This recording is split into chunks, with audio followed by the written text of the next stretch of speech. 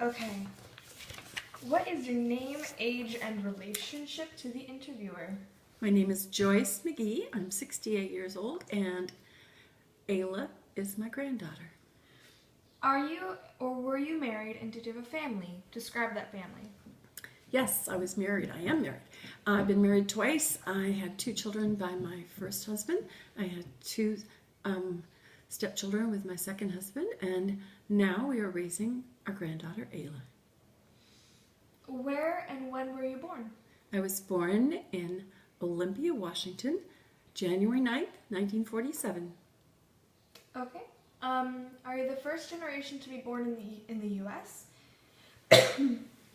If not, do you know who was? I do know who was. I have my genealogy book, family genealogy, the Kirby kin, and the first generation of American-born persons, although it was a colony. Robert Kirby, born May 1st, 1662, in York County, Virginia. Cool. So we are the 11, 12? 12th or 13th generation Americans. Cool. What do you remember about November 22nd, 1963, when JFK was assassinated? Many people have said that hope died a little in America that day. Do you agree? And how did America change? I remember that day because I was in high school. I was a junior, same age as you. I was in my 4th period class when the PA system came on and the principal announced that the president had been shot, but that there was hope because he would have the best of medical care. Some minutes later, the principal came on the system again and said the president had been killed. He had died. Hope died at that time, I think, because we felt that our president was nearly perfect. I mean, he was a young man with a young wife and young children, and first time we had a young president, and we idolized him. We held him in such high esteem that we called it the Camelot times. It was almost idealistic, and that all crashed down. How about the Vietnam War? Do you think America had lost trust in the federal government by the end of the war? And if so, has this trust ever been won back?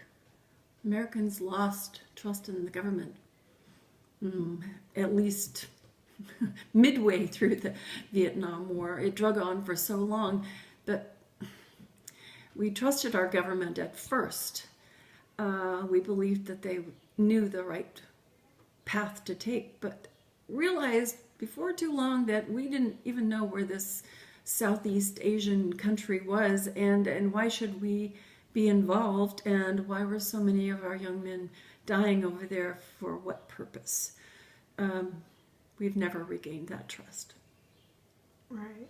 How do you think the world's perception of the U.S. changed on July 20th, 1969, when we put the first man on the moon? Wow. I think that the world was celebrating along with us. It was a pinnacle that we had reached to put a landing craft, a spaceship, onto the moon, and to have our astronaut get out and plant the U.S. flag. And, you know, nobody else has done it, and we never did it again.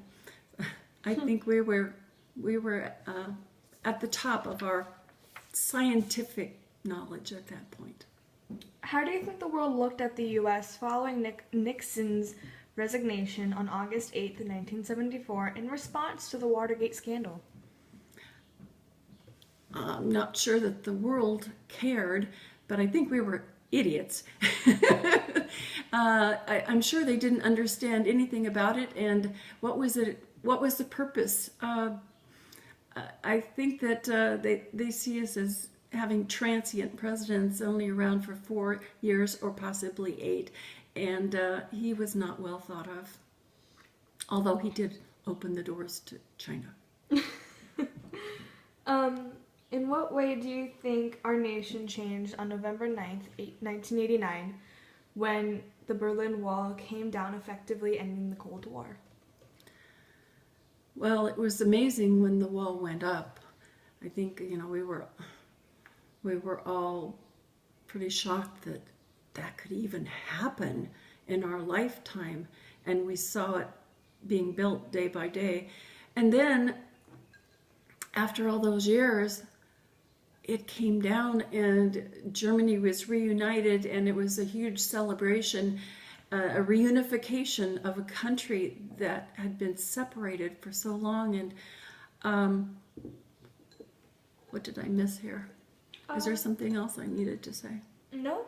I think we were all happy for them, but it was a much bigger deal in Germany than it was elsewhere. But it did seem like Russia had backed down, and the Cold War truly was over. Yeah. What do you remember about September 11th, 2001, when the country experienced terrorist attacks on the Pentagon and the World Trade Center?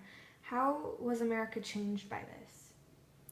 We had some false sense of security, that we were safe and far removed from danger, and that we would never be attacked on our own homeland, and it happened to us, and I think we've been nervous ever since.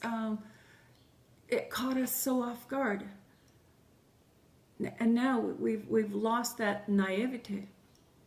Mm-hmm. How was America changed? How was it changed? Well, we have homeland security, and we have alerts, and everything has changed. Yeah. Our whole way of thinking has changed. Finally, it is said that every American citizen has a dream, be it wealth, happiness, a better life for their children, or etc. What was your dream, and do you think you achieved it? Well, we all have dreams. And one of my dreams was that I was going to be a home ec teacher, and that's when I started college. That's what my major was, and I had a dream that I would, marry a wonderful man and live happily ever after. And I think that what we find is that our dreams change over time, and they evolve with us as we grow and mature. Now my dream is that I make the best of every day, and surround myself with people that love me and that I love, and I have hope. I have hope that it all turns out really good in the long run, and Yeah. every day is a gift. Oh, okay. Well, thank you for letting me interview you.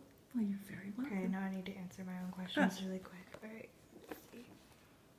Okay. So, it's paused. Did I do okay? Yeah, you're okay. Are you sure?